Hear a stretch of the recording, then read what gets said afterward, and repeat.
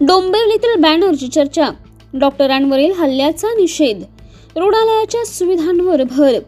डोंबिवलीतील सम्राट चौकात लावलेल्या एक बॅनर सध्या चर्चेचा विषय ठरत आहे. बॅनरमध्ये डॉक्टरांवर हात उचलणे चुकीचे असल्याचे स्पष्ट नमूद करत शास्त्रीनगर रुग्णालयाच्या दुरावस्थेकडे लक्ष वेधण्यात आलं. या घटनेनंतर रुग्णालयातील सुविधा वाढवून आरोग्य सेवेचा दर्जा सुधारावा अशी अपेक्षा नागरिकांनी व्यक्त केली आहे.